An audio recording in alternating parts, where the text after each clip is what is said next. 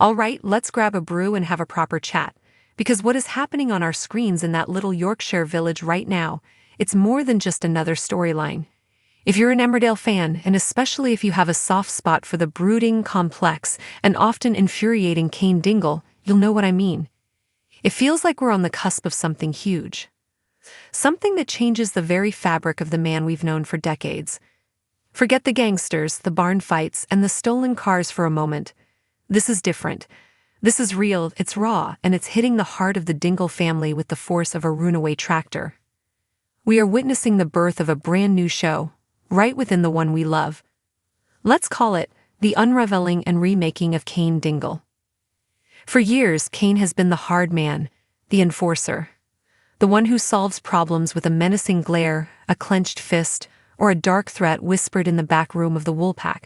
He's faced down villains, stared death in the face, and buried more secrets than he's had hot dinners.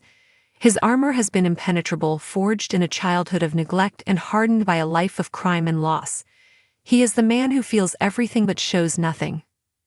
But that armor is starting to crack, and the hammer blow that's causing it isn't a rival thug or a police investigation. It's a quiet, insidious, and terrifyingly human enemy, cancer. When Chas sat her brothers down, Cain and Caleb, and uttered those words, that she has triple-negative breast cancer, the same genetic curse that took their mother, Faith, you could have heard a pin drop in living rooms across the country. We watched Cain's face, waiting for the explosion, for the anger, for him to punch a wall or storm out, and he did eventually. But first, for a fleeting second, we saw something else. We saw pure, undiluted terror. That scene wasn't just about Chas's devastating diagnosis. It was the moment the entire landscape of Cain's world shifted on its axis. This isn't a problem he can intimidate. It's not a person he can threaten. It's a shadow, a genetic ghost passed down from the vibrant, chaotic, and tragic Faith Dingle. The BRCA2 gene fault, a name that now hangs over the Dingle men like a storm cloud. This is the heart of Cain's new show. The drama is no longer just external, it's internal, it's cellular. The biggest threat to Cain Dingle might just be his own DNA. Think about it from his perspective. This is a man who prides himself on control. He controls his environment, his family, or tries to, and above all, his own destiny. Now he's been told that there might be a ticking clock inside him, a legacy from his mother that he can't outrun, outfight, or outsmart. The very idea that he, Cain Dingle, could be vulnerable to the same illness that ravaged his mom is a concept so alien to his identity that it threatens to shatter him completely. The initial reactions were pure, classic Cain. The denial, the bristling anger when Caleb immediately agreed to get tested. "It's a woman's cancer," he snarled, a defense mechanism so transparent it was heartbreaking. He's pushing it away, trying to build his walls back up, but they're made of sand against this tide of reality. And that's where the emotional core of this new chapter lies. We are about to watch a man who has defined himself by his strength be forced to confront his ultimate vulnerability. Every future scene is now layered with this new, terrifying subtext.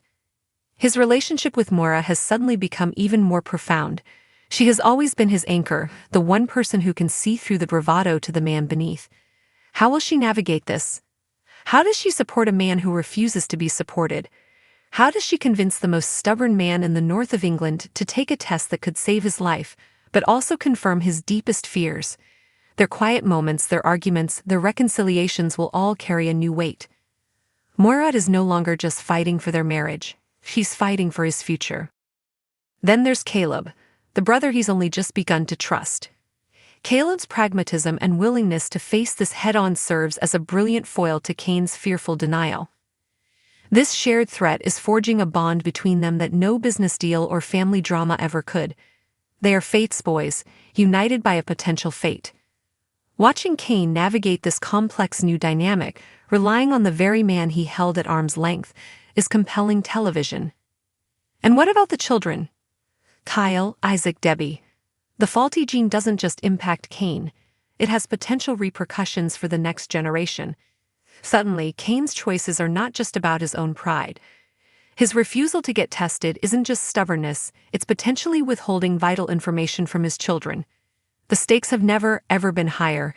He's always seen himself as their protector from the outside world, but what if the danger is something he could pass on to them?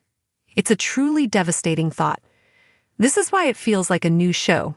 The old Cain Dingle show was a gritty crime drama. The new one is a profound human story about mortality, fear, family, and the terrifying reality of genetic inheritance. It's about a man being stripped of his identity and forced to build a new one. Will he find a new kind of strength? The strength to be vulnerable, the strength to ask for help, the strength to walk into that clinic and face the music for his own sake, for Moira's, for Chas's, and for his kids. Jeff Hordley is without a doubt giving the performance of his career. The subtle flickers of fear in his eyes, the way he clenches his jaw to hold back a universe of emotion, the raw pain that seeps through the cracks in his voice. It's a masterclass. We are not just watching a soap character. We are watching a man on the edge of a precipice, and we're right there with him, holding our breath. So as we tune in each night, we're not just watching to see what happens next. We're watching to see if our Cain, the broken, beautiful, bull-headed man we've championed for years, can win the biggest fight of his life. A fight that takes place not in a dusty barn, but in the quiet, terrified corners of his own heart. This is heartbreaking, it's powerful, and it's the most compelling Emmerdale has been in years. The Cain Dingle we thought we knew is gone, and we are all on the edge of our seats, waiting to see who will rise from the ashes.